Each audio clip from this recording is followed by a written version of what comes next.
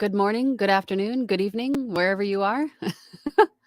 Thank you, everybody, for joining me today. I'm just making sure that everything is still doing what it's supposed to be doing. So it looks like it is. So guess we're good.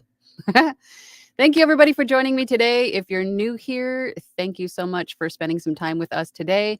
My name is Angela. I'm a full-time voiceover artist and audiobook narrator. And my channel is dedicated to all of you just getting started out in this wonderful world of voiceover and audiobook narration. And through my channel, I share with you some techniques that I use every day in my own voiceover business, and I answer your questions.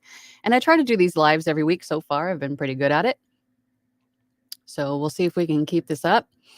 And if you've been here before, then you know that I have a weekly poll because it's good to have community and support and to answer relevant questions to you right now. So, and I think today's poll really reflects what I'm hearing a lot lately.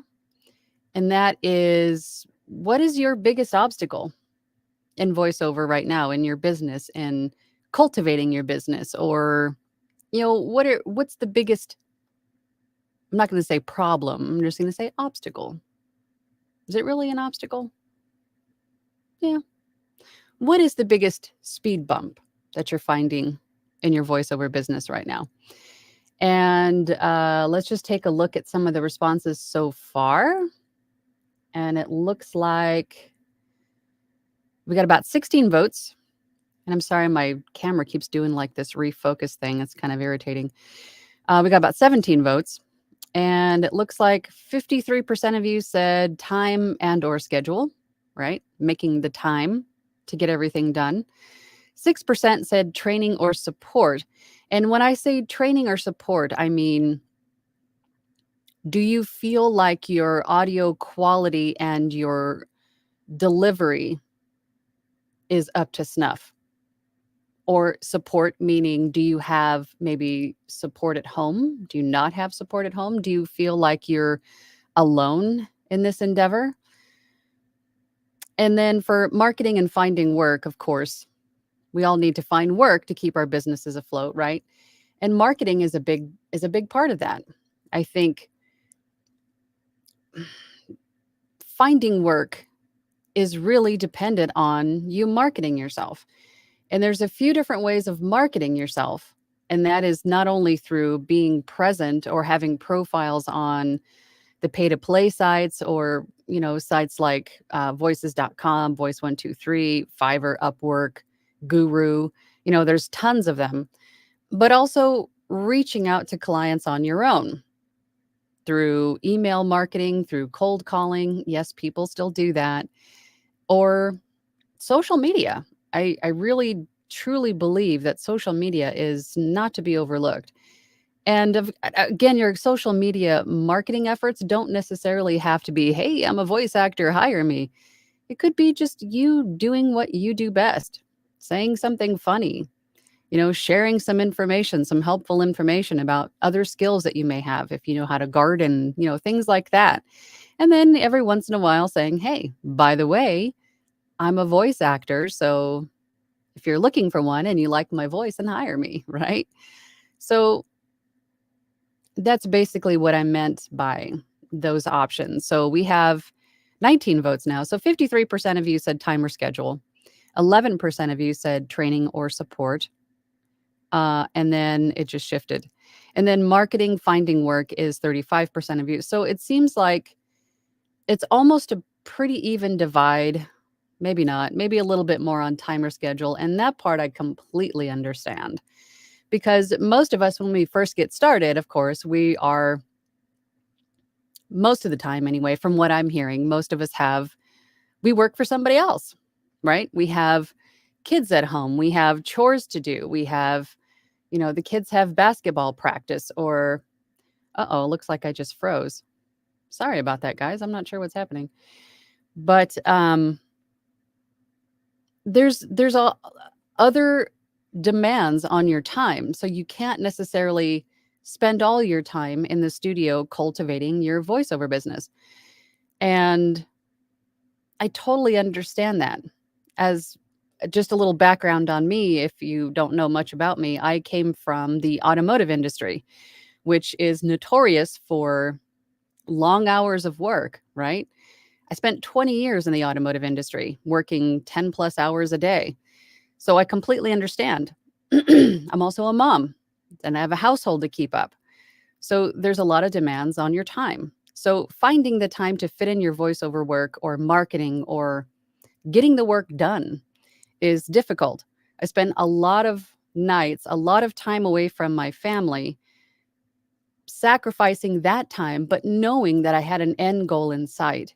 And it really does help if you're really having a hard time breaking down time slots to get things done. That really helps to whittle out little pieces of your day to get things done. If you have an agenda book, which I have, and I swear by it, just an old school, agenda book broken down by day. If you could write down, say you have a full job at work, right? You get home, you pick up the kids, you get them started on their homework or give them something due to keep them busy. You whittle out an hour, a half hour if you can, get, job A done, or, it helps to really break things down so you can maneuver your day to get all of these things done. And the same thing goes if you're full time. If you're at home all day and you have the time to devote to being in your studio to getting things done, the agenda book really does help in that respect too, because then that way you can prioritize what's important and make sure that you get it done by giving yourself a block of time.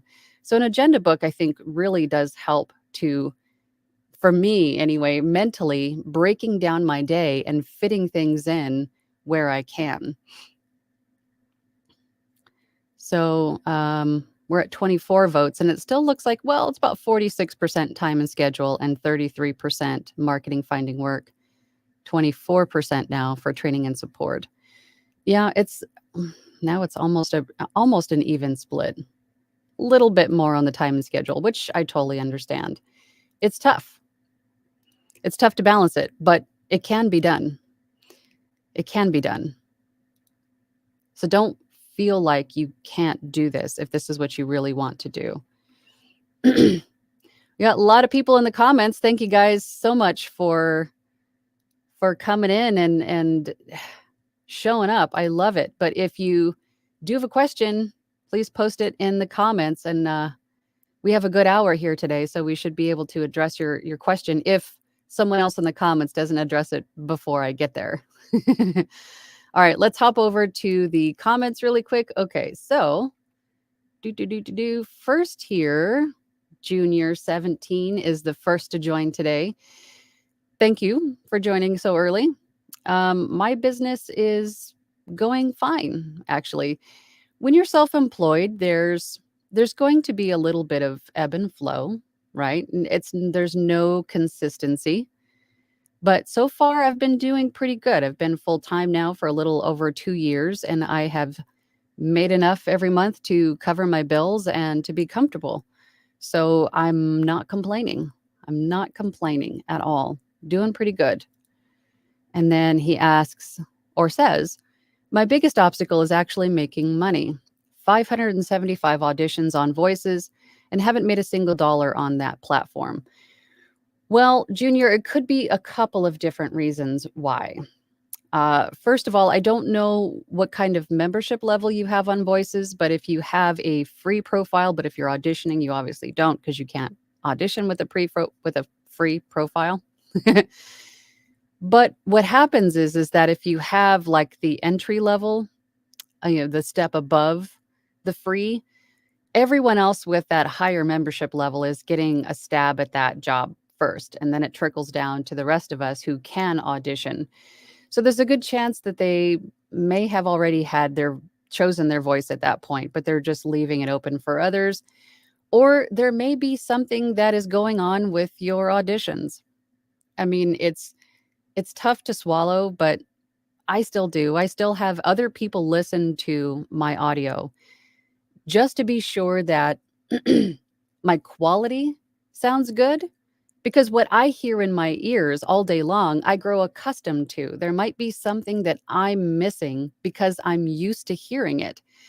So if you're a member of my Facebook group, post a demo in my Facebook group and ask for feedback. Ask the people in the group if they hear anything that maybe we can tweak or remove or adjust. That might be, or it could even be your delivery itself, right? Again, we often forget, or we get accustomed to hearing our own voices and hearing our own deliveries, and there might be something that someone could suggest that might just make all the difference in the world. So there could be a number of different reasons why. But it's always good to ask for feedback from other people, other perspectives, other sets of ears. Pritchard's Book Cafe says, I'm going to order pads for around the room. Should I have something under my chair for soundproofing? Do you have something under your chair as soundproofing? I have concrete underneath me. I don't have anything underneath me that's going to have or create noise from underneath. This room is also carpeted.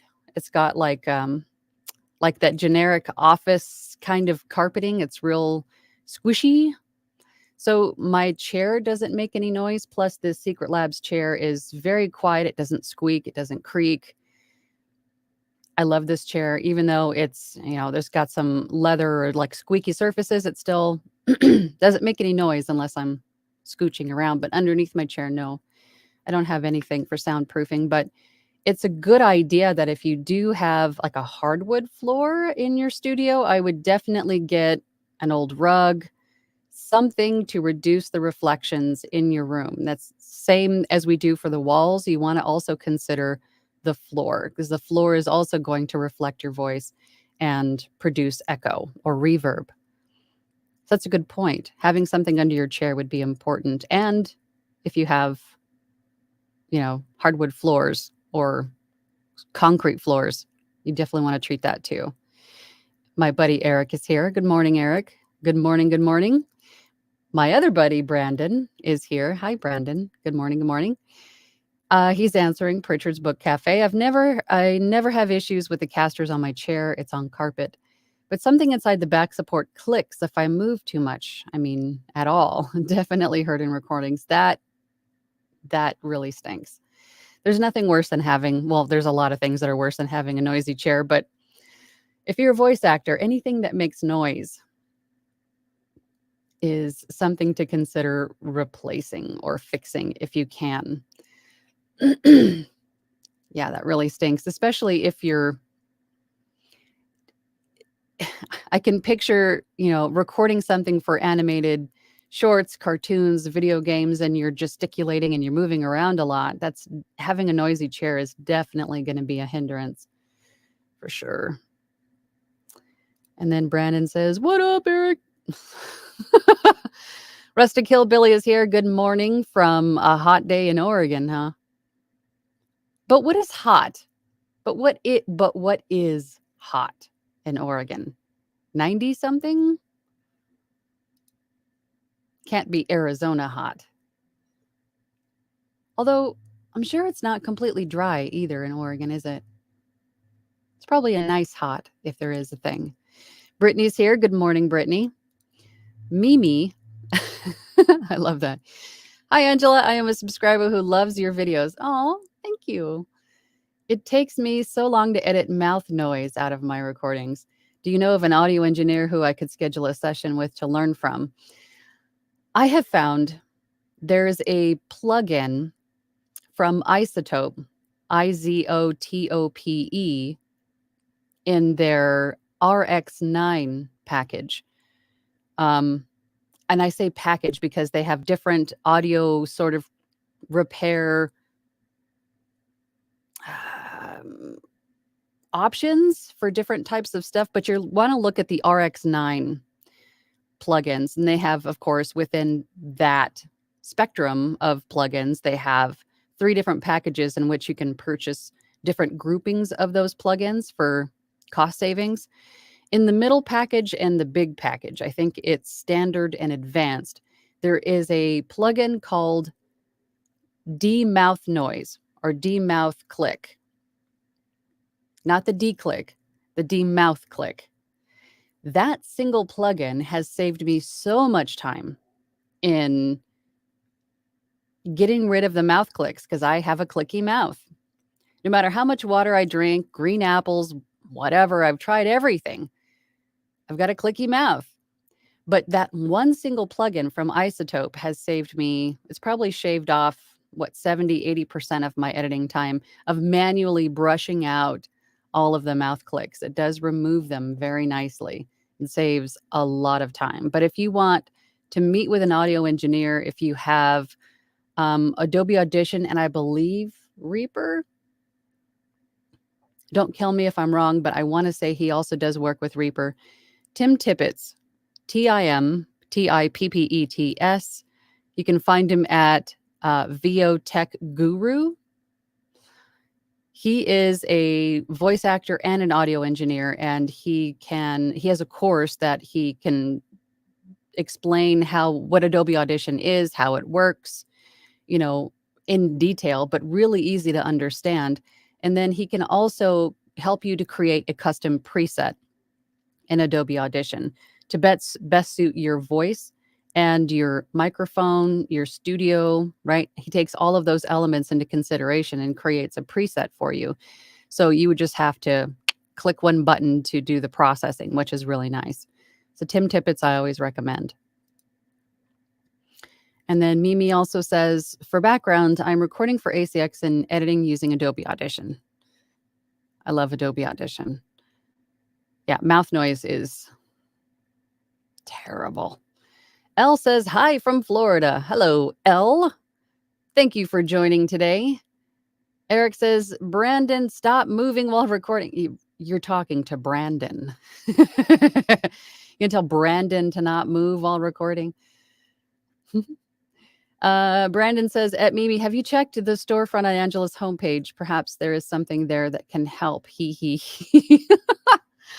I don't have any links to Isotope on my homepage, but if you do check out isotope.com, again, that's IZOTOPE, they do have some great plugins in their RX9 package of audio repair. It's mainly for music and dialogue, I believe.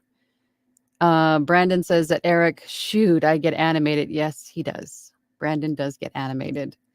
Mimi says that Brandon, good idea. Thank you. Jason and Lena Rodriguez says all of the above. All of the above in your biggest obstacle for the poll.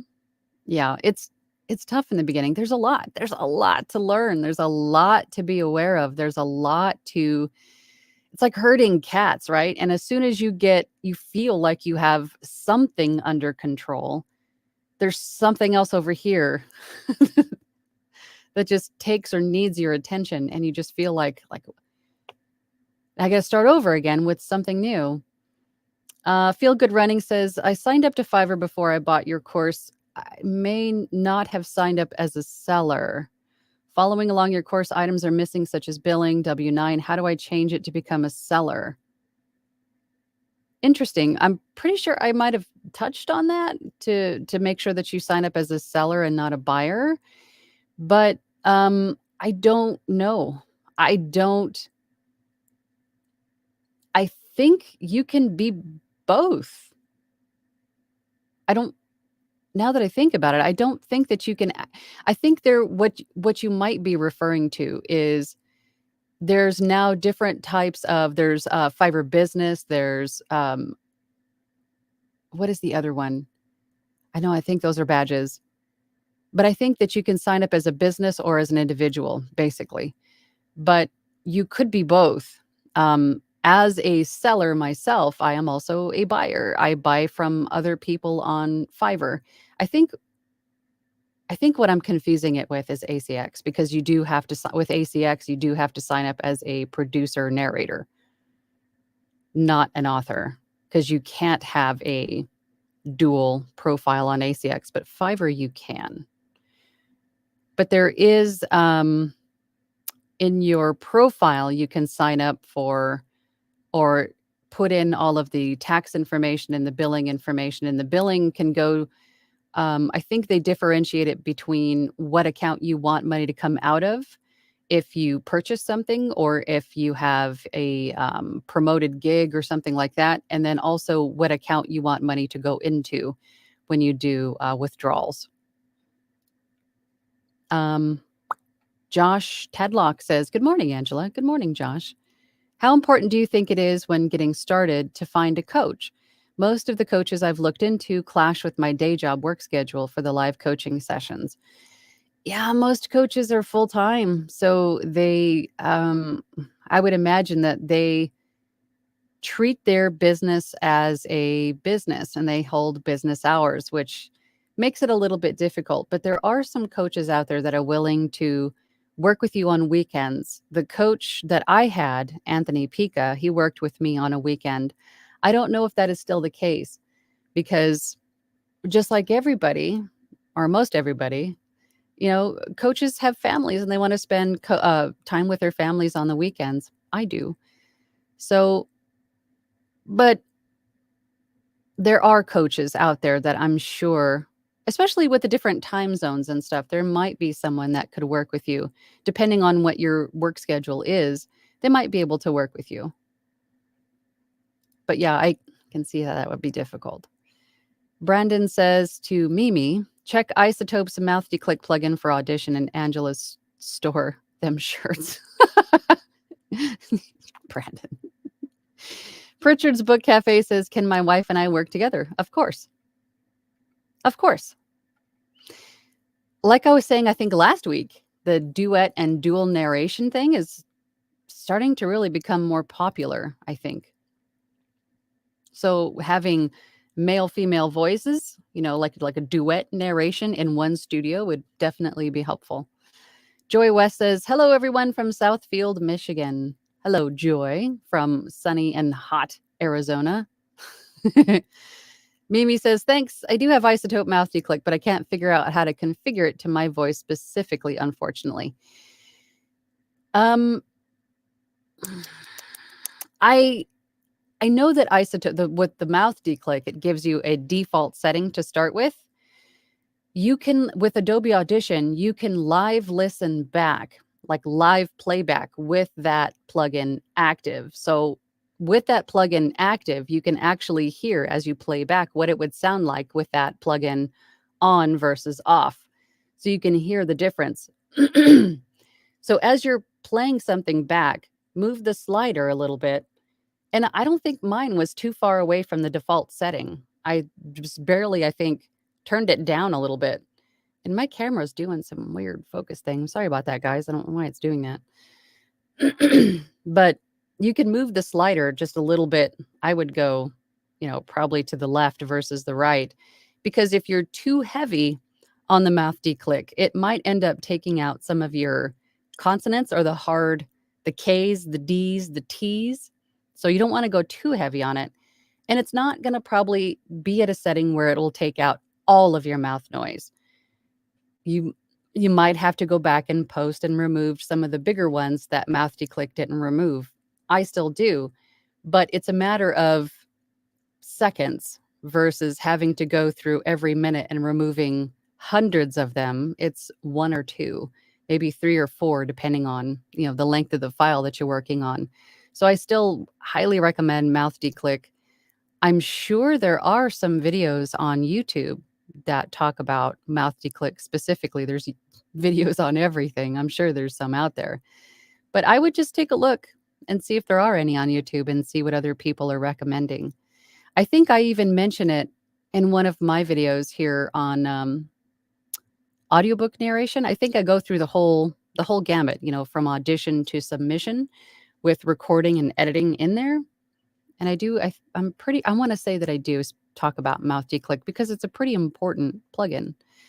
John Popovich is here. Hello, John. Hey, Angela, I just finished my first Fiverr job yesterday and my first audiobook last week. Congratulations. That's exciting. So relieved to finally break through and can't thank you and others enough for all the help. Let's go. I love that attitude. John, congratulations. It's awesome. Good job. Joy says, Angela, how did you start in voiceover when you were working full-time in the automotive field, which is no joke hard work? How did you balance that and some time for rest?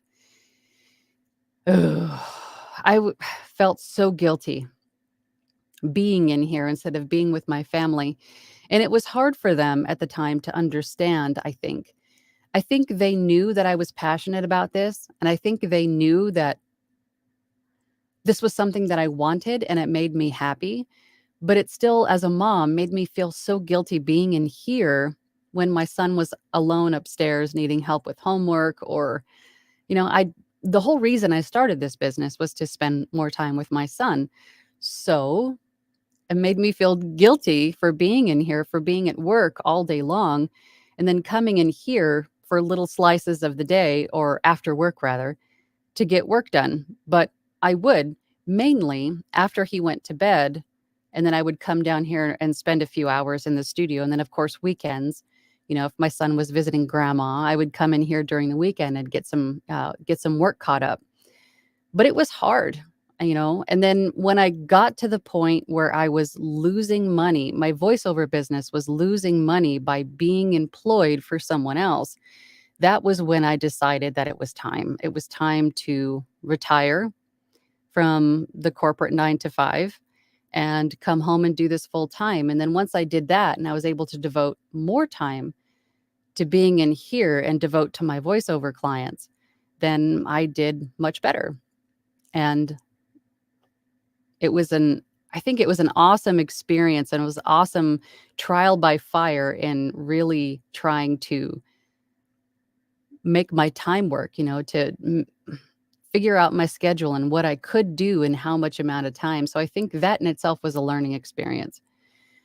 But it was hard in the beginning. It was a lot of sacrifice and time away from my family and doing other things. But I saw the end goal and I made it work. And I'm thankful that I did.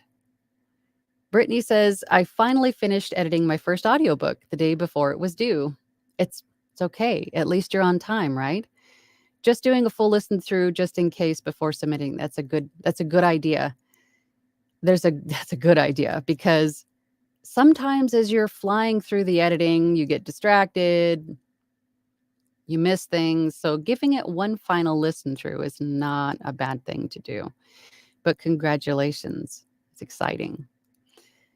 Joy says, Angela, is there a link to your Facebook group posted? I'm creating a DIY demo I need feedback on. In the description of this video, I have links to all my socials, including the VO Facebook group. My VO, it's called the VO Workshop, is my Facebook group.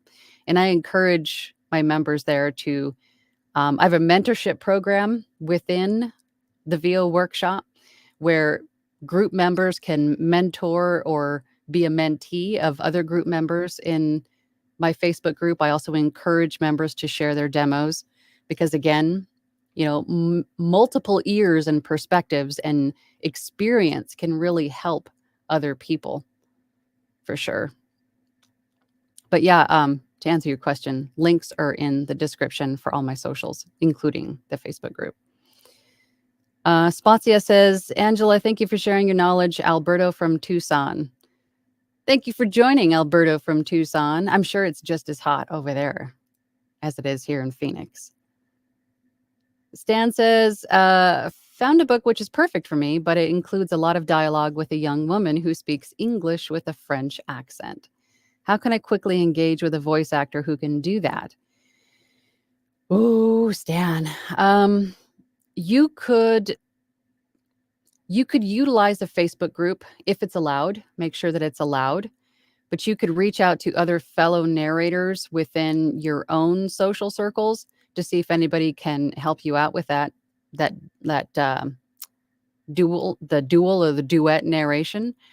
If you had to, you could always hire a voice actor on Fiverr, Upwork, places like that. But that's probably how I would approach it. I would reach out to voice actors that I know that narrate audiobooks and can do a French accent and see if they'd be open to helping you out with this endeavor. Again, Facebook groups are really great for that. Wonderland Steam says, good afternoon from East Coast. Good afternoon. It's 9:30 here in the morning on the West Coast. Thanks for joining. Brandon says, oh, hey, Angela, you're here too? Yes, Brandon, I am here too. It's okay. You can talk with everybody else. I'm not asking you guys to, I'm not monopolizing the time here. It's community, right? That's what this is for. It's for answering questions and for building community. So you guys have some of the support, and not just me, but everybody else in this community. So ask away. I have to stop moving because my camera keeps adjusting and it's irritating. Sorry, guys. Chris Huffman says, "Hey, Angela, good to be with you. I'm in Northern Virginia." Well, welcome. Welcome, welcome. Good to have you. JCCAOL is here. He says, at Pritchard's Book Cafe, have you tried standing? I recently adjusted my portable studio so I could stand while recording. I know this may not work for everyone, but it might help. Give it a try. It is better to record voiceover standing.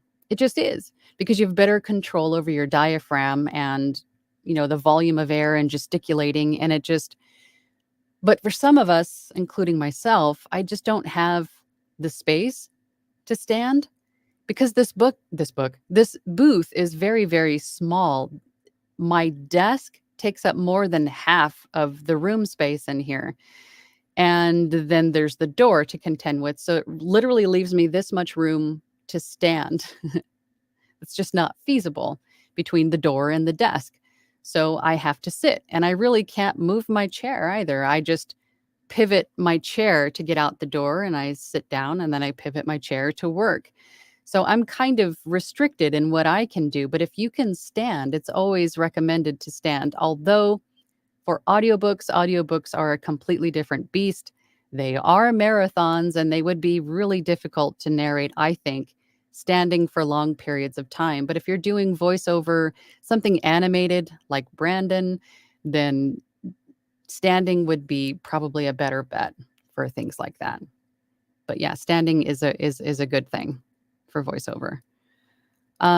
Mimi says, thank you so much. Welcome, Mimi. Thank you again for asking questions. You might be asking a question that someone else is thinking of asking, but is too shy to ask. So please ask questions. Brandon says, question. When I'm trying to record, read the TV guide, or find my Windex before a night out with the Widow Johnson, my kids keep taking my root beer. Any suggestions?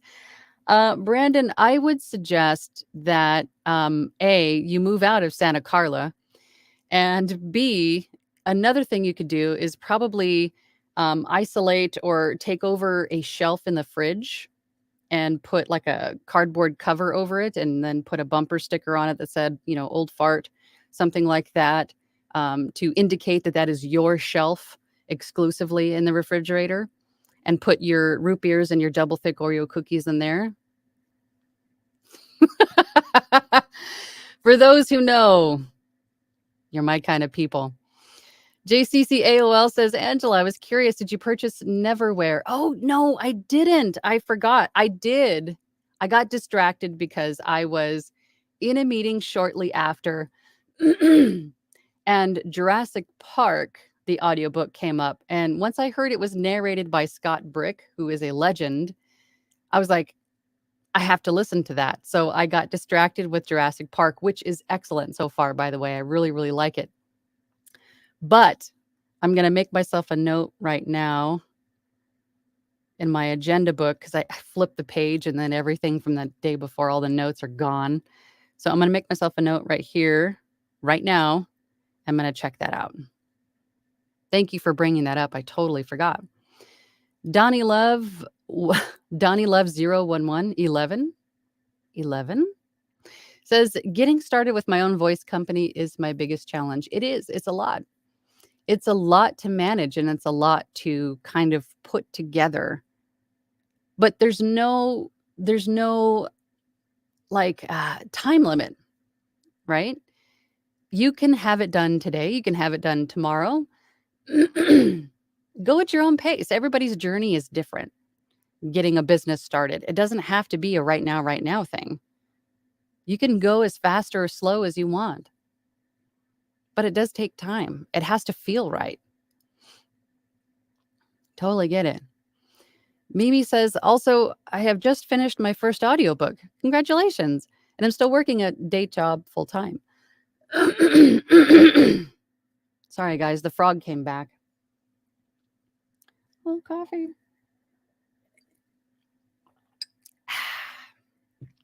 see if that helps. It is the first in a 4-book series, 90,000 words each. Oh, and it was incredibly difficult to finish. I am considering, she goes on, declining the other 3 books. God, excuse me. Sorry, guys. But is that a good idea? Ooh, are these royalty share or are these pay for production or PFH? That's tough. I think me personally, those are some big books for royalty share. Those are some big books, and not knowing for sure if you're going to get a return on your investment of time. But ultimately, it's up to you. Me personally, probably not for royalty share, but I have other projects that need to get done, so I don't know if I can necessarily invest that time that I do have into something that may or may not pay off.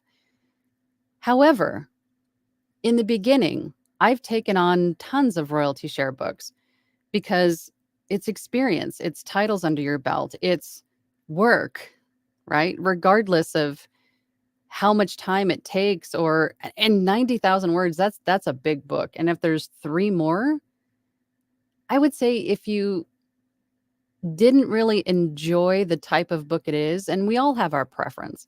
Well, there's always going to be specific genres that maybe we prefer over others. That's normal, that's natural, right? But work is work. So I'm just going to say it's ultimately up to you because it's your business. You run it the way that you want to run it. But if it was difficult to finish because of the content, or if it was difficult to finish because it was your first book, and keep in mind your first book is first book, your first book is always going to be difficult because it's your first book. You're still learning how to use your DAW. You're still learning on how to edit and where's your noise floor and how to configure your RMS. I mean, there's so much to learn. It takes so much time.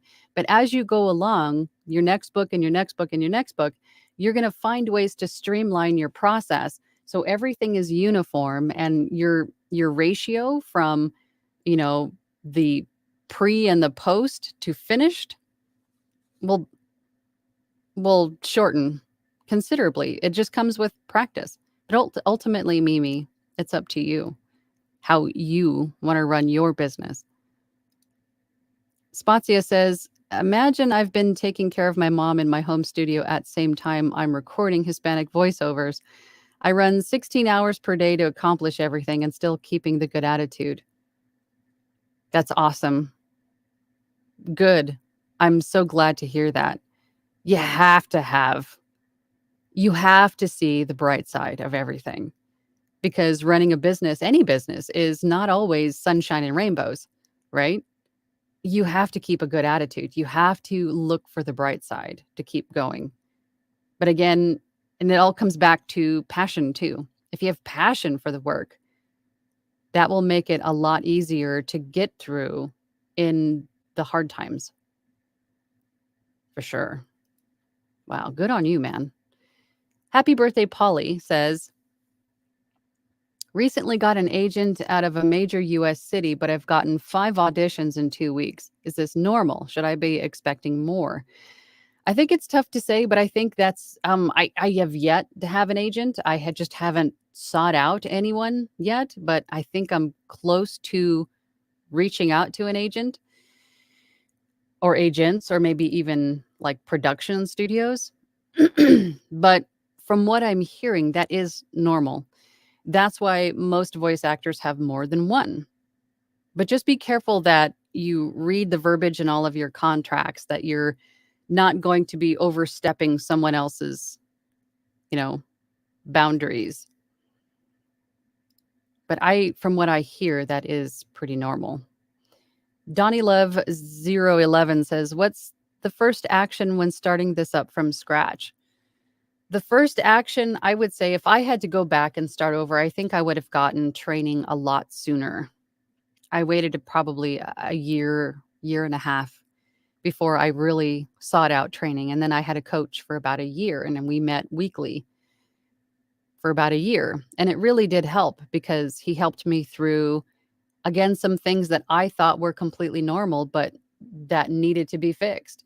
He helped me work on my business and set up my profiles and with demos and reads. I mean, it was huge in getting me to where I am now. I think coaches are necessary. I think they are important. But when looking for a coach, you have to find someone that you can relate to, someone that you're comfortable with, someone who is where they are now is where you want to be, and someone that you can be comfortable talking to. Because having a coach, he's gonna, or she is going to push you maybe out of your comfort zone. They're going to push you to do better, right? Or they might push you to do things that you maybe thought you couldn't or wouldn't do, but ultimately end up being a benefit. So I think if I had to start over, I would have gotten coaching sooner because all the fancy equipment in the world is just going to make your, not up to snuff delivery sound even crisper. Right? Having training is important, and I think that is one of the first things that should be done. It'll help. JCCAOL says, the question I have with scheduling is not so much recording, but editing. Should I record one day and then edit the next day? This on top of holding down a job, writing a book, and having a life. Yeah. I mean, starting a business really does take over your life. It does in the beginning. Once you're trying to get everything up and running, it sort of just takes over. And writing a book. That's yeah, I've dabbled in writing too. I had to put everything on the back burner until I had my voiceover business up and running. And I say everything, but not everything. I still spent time with my family, but I sacrificed some of it to, to cultivate my business. But in regards to recording and editing, I think I did that. I think I recorded when I could, and then I edited when I could. So again, everybody's situation, schedule is different. I would say do what works best for you in the schedule that you do have. If you can manage to record a chapter and edit it in one day so it's done, you don't have to touch it again, that's great. If you want to record 3 chapters and then edit the 3 chapters the next day, that's great. Do it. And I think, again, with the editing process, because that seems to take the most time, as you go along, you'll start to streamline it, and you'll just get faster and faster as you go along with the editing process. Sean Lester, oh, geez, I just scrolled and I just lost my question. Here it is. Sean Lester 007 says, have you ever accepted a book that seemed good, but once accepted, discovered that it was poorly written, unedited, or it ended up being something other than accepted? Did you get out of the contract? Yes, I have had that happen, and I think more than once. And both of those were on Fiverr. And mind you, I've had, I don't even know how many. I have over 100 titles now, and most of those came from Fiverr, and only a couple of them were not what I expected, or I was misled. So I was able to cancel the job. And yeah, it hurt my rankings, but just in a rolling 60-day. But I would rather have a little bit of peace of mind and not doing something that I'm not comfortable with than just to have that cancellation that's only there for 60 days anyway. Does that make sense? But yes, you can. And I think the same goes for ACX. If you want out of the book, you can get out of the book. You just have to let ACX and the rights holder know that you want out of the contract, and they'll let you out. And I think the same goes for just about anywhere. There is a way to get out of it. You just have to, I mean, it would be polite to let the rights holder know that you're uncomfortable with the material for whatever reason and that you are not going to do it. You feel more comfortable with not doing it. Sapphired Up Black Cat. That's a cool name. Your channel is very helpful. I'm a complete newbie. Well, Good. I'm glad it's helpful. I'm doing my job. The whole point of this channel is to help. So I'm glad. I'm glad that you find it helpful. And thank you for joining. Pritchard's Book Cafe says, no, have not tried standing. If you can, give it a try. Give it a try. Robert Palmore says, old fart on cardboard for the fridge. Can't remember the movie, but I do remember that one. I'm fortunate I have no crumb snatchers to compete with my stuff. Should we tell them? If anybody knows what movie that quote was from or what I was referring to with the shelf on the fridge, put it in the comments. I won't give it away just yet. One of my favorite movies. JCCAOL says, I can't help but think that reference you made about root beer, Lost Boys. Yes, it was Lost Boys. I think Brandon, is this the third week in a row that we've referenced Lost Boys? I want to say it's at least been 2 or 3 weeks. But yeah, we're movie nerds, and that's okay. I like it. Kun Yang says, question, do the 5? I tend to pause a lot when reading a script. Is there any good suggestions for me to reduce the pauses? I was thinking, could it be my dyslexia?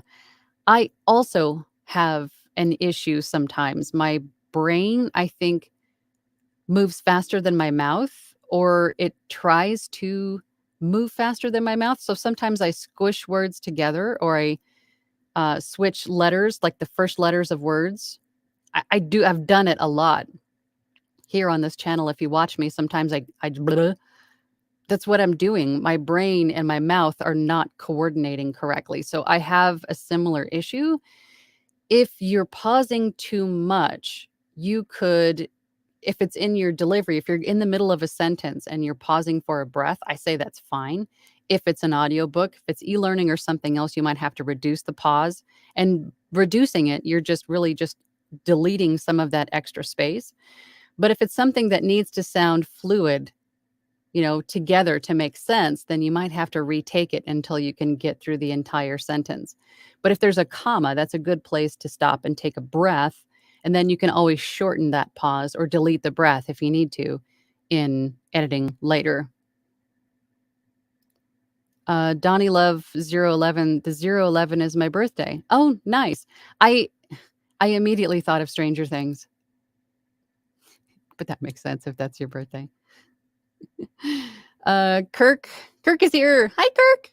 Just turned down an unsolicited audition from a major casting director for a national tour.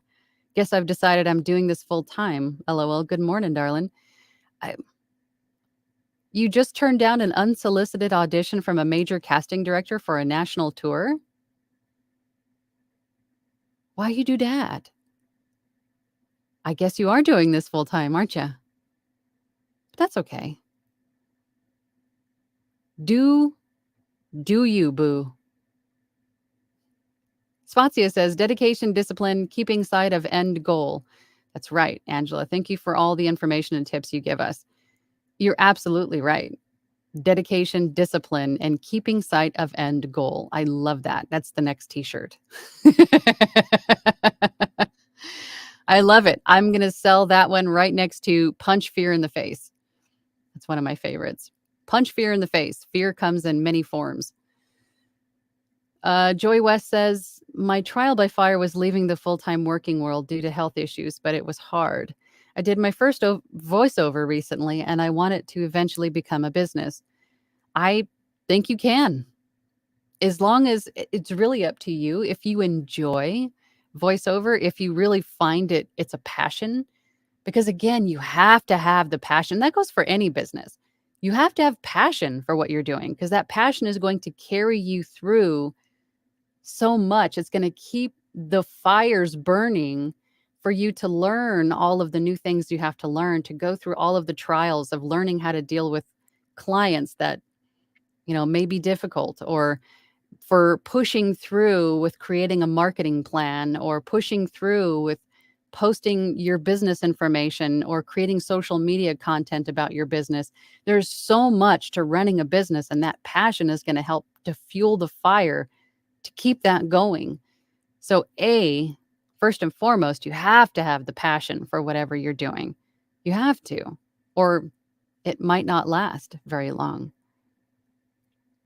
Robert Palmore says maybe it's Lost Boys. Ding, ding, ding. It is Lost Boys. Mimi says royalty share only, no per finished hour. That's why I'm considering declining the other 3. Thank you so much for your input. Yeah, that's a tough one. I think me personally in the beginning, if I was offered a 4-book deal and each of the books was 90,000 words and it was royalty share, I would really have to enjoy the genre, I think. Otherwise, it is very hard. But again, if it's something that you think you can push through and get done and deliver a quality product and it is royalty share and you're okay with it being royalty share, that's fine too. It's ultimately up to you, but if you find it too difficult, then you might want to consider bowing out. But again, it's your call. It's your business. Do what you want to do. Michael V is here. Hi, Michael V. I made it. I was afraid I would sleep through it. COVID is kicking my butt. Oh, no. Hydrate and rest, Michael. Hydrate and rest. Joy says that is so true about coaching, but what do you do when you are a struggling beginner who can't afford one yet?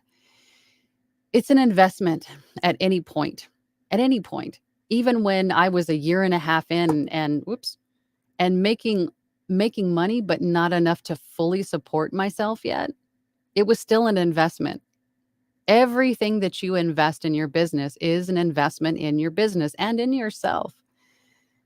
But it's tough. But I would say that in this day and age, we have YouTube, we have all of the social media platforms where there are lots of voice actors that are sharing their knowledge and skills and tips and tricks every day on Facebook, on TikTok, on YouTube, myself included.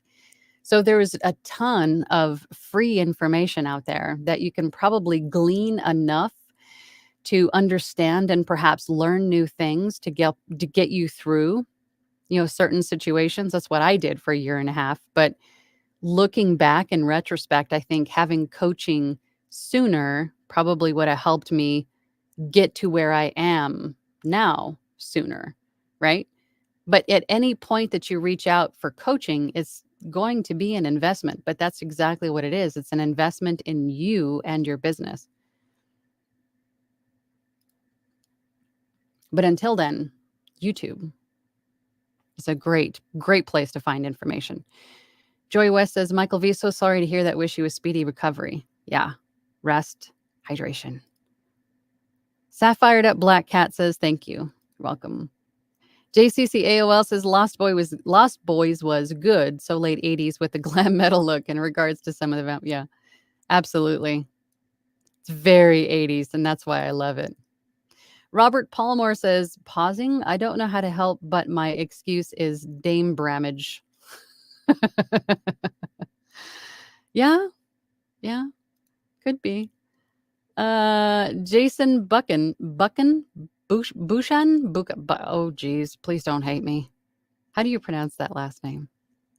I tend to hear my breathing in recording a lot. I'd rather not spend 1,000 hours editing these out. How do I get less breath sound in the recording? Breathe less. If you have to remove your breaths, you have to remove your breaths. You can't get around not breathing.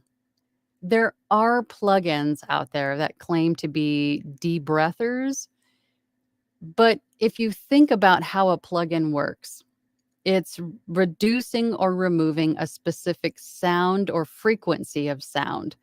So the debreathers, from personal experience, if you're training it on a specific breath, and then it records that specific frequency of sound, not all your breaths are going to be exactly like that breath that you recorded to tell the system to remove. Some breaths are shallow and sharp. Some are long and deep. Your breaths are varied just like words are, just like other frequencies of sound are. So it's hard for a plugin to remove. It's going to just reduce that one frequency and not all the others. So it's not like a set and forget kind of a plugin. So it still takes some tweaking to remove or reduce that frequency of sound throughout all of your breaths. So for me, I found it was faster to just manually remove them. And if you have a DAW like Adobe Audition, where you can see a spectral display, where you can actually see breaths in the waveform, that makes it a lot easier to find and remove them quickly. And in those instances, again, depending on the type of voiceover you're doing, for audiobooks, breaths are fine. Leaving your breaths in for audiobooks is fine. Just take out like a big, take out the hiccups or the coughs or the big breaths, right? But natural breaths are fine in audiobooks. But in e-learning and other things, you want to remove your breaths. But then you're just pasting in, what I do anyway, is just paste in a little bit of room tone, like a half a second of room tone. Unless you're mid-sentence, like if you're in a big long sentence and you see a comma, you take the opportunity at that comma to take a breath. Just, delete out that breath, but leave a little bit of a natural pause to indicate that that was a comma, if that makes sense. I think I go over that in a few videos for auditions, like ACX auditions. Jason then says, I tend to hear my breathing in my recording a lot. I'd rather not spend. Did we just read that? Oh, that was the same. He's put it in there twice. Brandon says, what? I wasn't referencing a movie. I only watch pro Scientology documentaries and TikTok videos remaking Mentos commercials. I saw that creator on TikTok yesterday, the Mentos commercials. Those are hilarious. Kirk says the previous tours, 2.5 years on a bus. Oh, really broke my body. Yeah. Plus now that this little VO biz is growing, there's no way I could do it on the road. Yeah. I'm right there with you. Right there with you. That would, yeah. Brandon says, nah, I checked with my bros, Edgar, Laddie, Marco. Oh, and of course, Nanook. They confirmed 3 weeks of Lost Boys references. I'm the head frog here. Michael V says at Joy West, thank you so much. On meds now. And Doc says, I will feel awesome in 2 days. Well, that's good. 2 days is definitely better than a week, 10 days, right? That's good. Wishing you a speedy recovery. I hope. We're crossing our fingers for you. Alfonso Hunt says, are you a one-person operation or do you have others working for you? I am a one-person operation. It's just me. I do everything. I wear all the hats. All the hats. And there's a lot of hats. Kaylin Brohan, did I say that right? Said, do you think it's strange that my girlfriend is keeping a huge box of tricks in her bedroom? Not exactly sure what you mean by that. This is a family show, people. Natalie, I know you told me how to say this, and I apologize for butchering it, but my memory is garbage. Hi, Angela. Thank you so much for your encouragement and tips. They help tremendously. Well, great. I'm glad that my encouragement and tips are more useful than my name pronunciations. Joy says, I definitely have the passion. Good. I have an internet research business on Upwork, and I'm doing voiceover on the side while my husband is at work when I set aside time to learn things like narration. That's awesome. And I think the internet research business, I think could definitely be useful as a voice artist, for sure. So if you're doing internet research for like papers, documentaries, blogs, you're piquing my interest. You should probably also offer that on Fiverr. I bet you would do well with that on Fiverr. Side note, multiple streams of income are better than one. Robert Palmore says, to make breaths easier to edit out, I pause, and continue. Oh, so you act like a punch and roll. So you stop recording when you breathe, and then you pick up where you left off. Yeah, you could do that too. That's a good point. Absolutely. Should we hop over to the poll really quick like? Let's see if I can remember where I'm at. All right, so right now we have 47 votes. And again, Today's poll is, what is your biggest obstacle in voiceover right now? And the options are time or schedule, training and support, marketing and or finding work. And let's see, it's a pretty even split now. 38% of you said time schedule, 33% of you said training or support, 31% of you said marketing and finding work. Yeah, they're tough to juggle individually. And then running a business and having to juggle all of them is definitely a challenge. But it can be done. It can be done. You could be like me, for instance, wearing many different hats and feeling like you're always working, always working. Or you could be smart and probably hire out some help at some point. But I'm one of those people that I'm just afraid. I'm afraid to step outside it and out of that comfort zone. I'm afraid to delegate to other people because you never know if you're going to hire someone right out of the gate and have them be awesome. That's a lot of time to invest to find someone to help you. Not only that, but the money. So it would be difficult.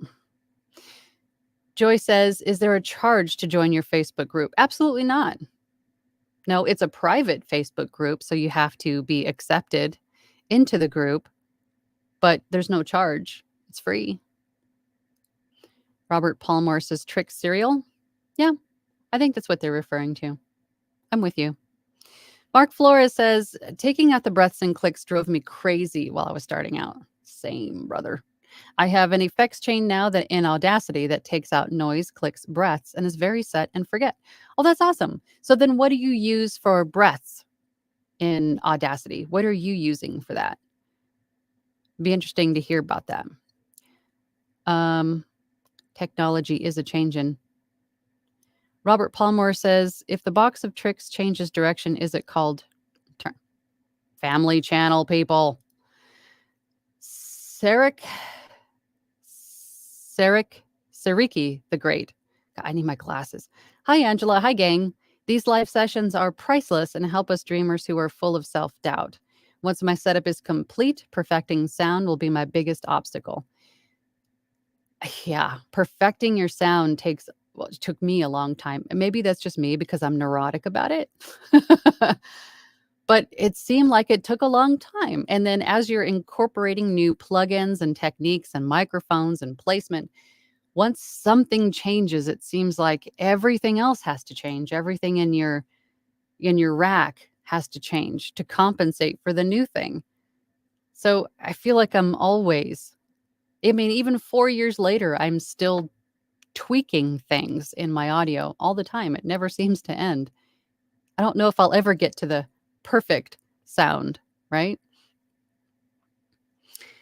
Mark Flores says, wish my studio was set up in a way that could do punch and roll, but at the moment it isn't going to be a possibility. And sometimes people aren't coordinated enough to do punch and roll. Like me, I'm just not. I prefer just having the clicker, right? I click it when I mark a mistake and then I remove my retakes and post. There's a lot of people that stand firmly, I think, on one side or the other. But again, ultimately, it's up to you. It's up to you how you want to run your business. And that really goes for everything else that you hear. I highly recommend that you join some Facebook groups if you're just starting out in voiceover. Join some voiceover specific Facebook groups. Join a Facebook group that is specific to the DAW that you choose. And soak up all of the YouTube videos that you can, but ultimately take all of the information that you see and hear and make your own decisions because it is your business. It's your business. Run it the way that you see fit. If you like part of what this person over here says, but don't really like what they say at the end of the video, or you don't really agree with it, you don't have to do it.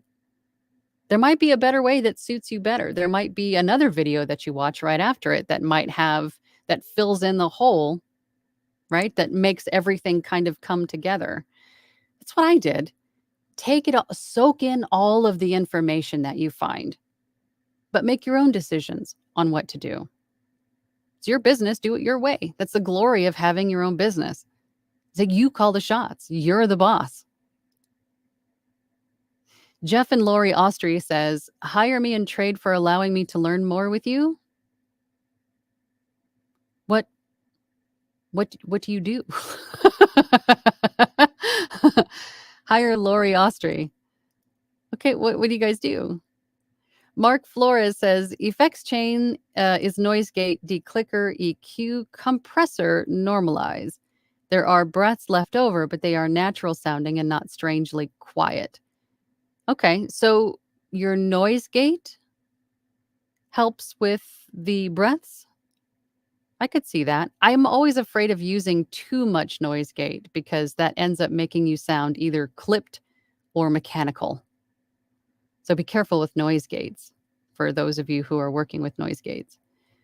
Sapphire at Black Cat says, what software are you using in Audacity to remove the sounds, breaths, clicks? Thanks. That goes back to, believe this one here, Mark. Oh, hang on. He continues down here. I mean that the breaths and gaps that remain are natural sounding. I can't remember the user who mentioned this. I think it was Mark, wasn't it, Mark? Hang on. Let me scrolling. Yeah, it was Mark. Mark Flores. Thank you for sharing that, Mark. Brandon says, for those talking tricks, 5 shots of fire cider. Yes. 5 shots? Are you doing 5 shots of fire cider, Brandon? I only do 1. Good gosh. Kim says, I do the dog clicker thing from your advice. Thank you for that. I'm definitely not coordinated enough to do punch and roll. Same. I've seen people clap or snap, but the dog clicker is genius. I've seen people clap, snap, cluck their tongue. Some people even like tap on the table in front of them. I even know somebody who uses a dog squeaker toy to make a sound. It's really just anything that's sharp that makes a sound to mark a place in your recording so you see where a mistake is. If you're coordinated enough for punch and roll, that's great. I'm just not. So I'm with you, Kim. Mark says, I use the free Nyquist declicker that is on the Audacity wiki, I think. All the other effects are in Audacity. Took some time to dial it in perfectly, though. That is really cool. I'm impressed that Audacity seems to have come quite a ways since I last used it. And for those of you that don't know, I started with Audacity. My first 2 or 3 months, I think, trying out voiceover and audiobook narration. And then I was introduced to Adobe Audition, and then I never looked back. So if all of that is available in Audacity, that's pretty impressive. It's come a long way. And then to be free, that's crazy. Jeff and Laurie Austri says, administration assistant is my current job status. Oh, cool. Cool. Definitely use an assistant at some point. Once I let go of the control, right? Ken Unplug says, big cheers from Alcona Beach, Ontario, Canada. Great to have you share your knowledge experience. Much thanks. Well, thank you for joining, Ken. Thank you for joining, and thank you for saying that. I appreciate that. Joy says, I also subscribe to Bill DeWeese's YouTube channel. He's a great one to watch for sure. I'm learning some good things from him on his live sessions. Yeah, Bill DeWeese is another legend. There's also Anthony Pica. He's got a great YouTube channel. That's A VO's Journey. Gabrielle Denistico. I think that's how you say your name. I'm sorry if I'm butchering it. There's the Everyday VOpreneur, Mark Scott. There's quite a few really good YouTube channels to follow on YouTube to learn some great things. Voyager says, what are some good tips on keeping yourself organized and structured in the voiceover business? Having a good CRM. There's, we discussed the voiceover view on a couple of live sessions. If your website host has a CRM, I recommend that. I was just learning about email marketing and keeping track of people that you like, warm leads, cold leads, things like that, with MailChimp and convertkit.com. But having a planner, I think for me, just a good old-fashioned daily planner and a pen and a smooth flowing, there's nothing better than a smooth flowing pen. Am I a nerd when I say that? I don't care. I like a good smooth flowing gel pen. But my daily planner and a good pen, I think, have been essential for me, for writing down notes, for keeping track of when I meet people, when I have meetings, when things are due, what I need to edit first, prioritize things to make sure that everything is moving smoothly as it should, and just keeping track of everything. I think having this planner has just been huge, huge for me for keeping track of everything. Joy says, Angela, your sessions are priceless. Thank you so much. You're welcome. Thank you for joining and for asking great questions. Sapphired Up Black Cat says, thanks, Mark. Yeah, it was really great, Mark. Thank you for sharing that. Kirk says, I'm going to have to come out to AZ and train you on P&R. It really doesn't require coordination. If I can do it, I'm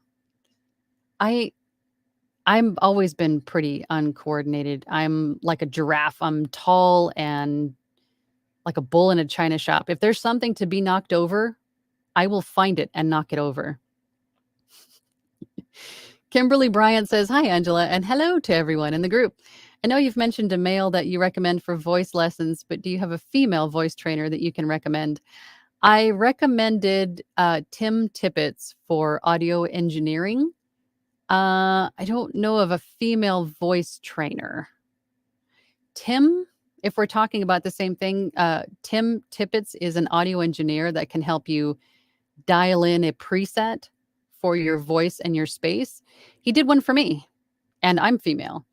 He has the ear. He's also a voice actor, so he has the ear. He knows exactly what he's listening for, and he can do some really great things for saving you time in terms of shortcuts and keyboard shortcuts and things of that nature to help kind of streamline your process a little bit, and learning more about Adobe Audition if that's the DAW you use in the process.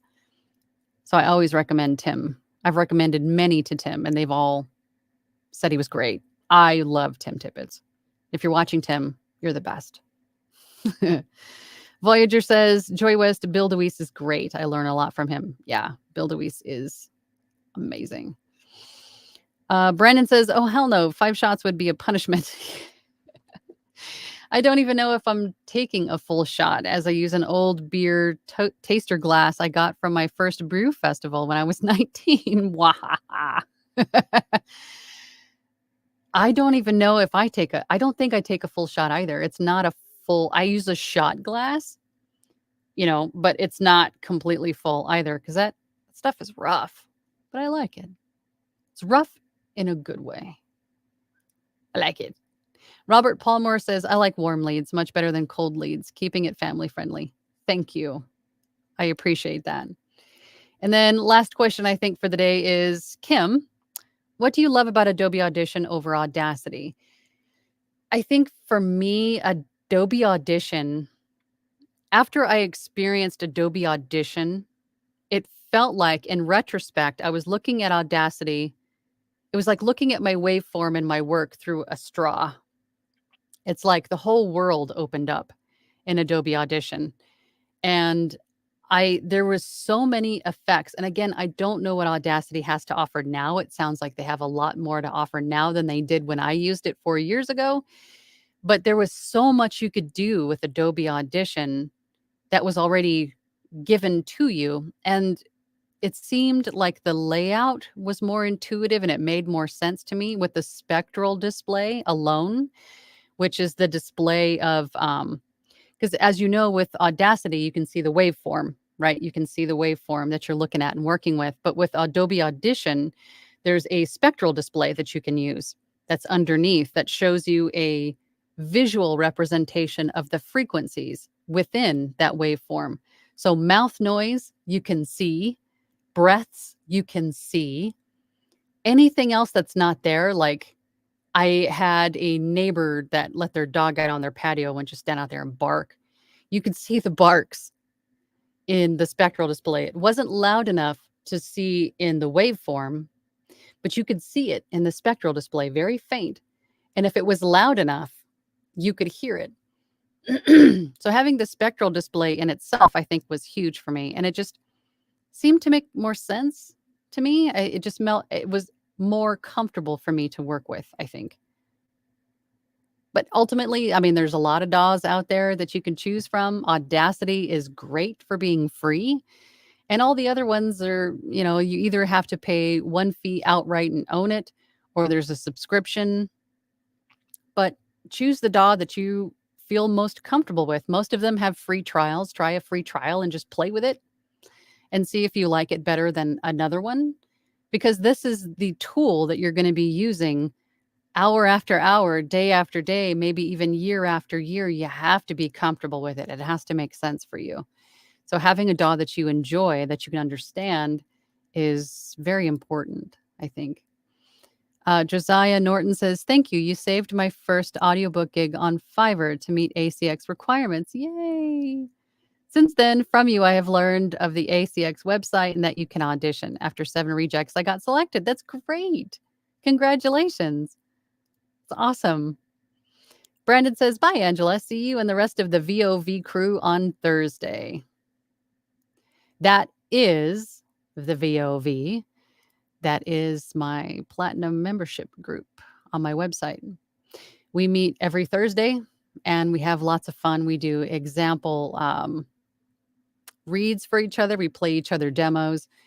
Everyone brings a drink most of the time. Brandon brings food, or rather, he has people bring him food. He doesn't share with the rest of us, but that's okay. We still like you, Brandon. But I think that is it. So thank you, everybody, for joining me today. I really appreciate it. And I will see everybody next week. Take care. Keep pushing. See y'all later.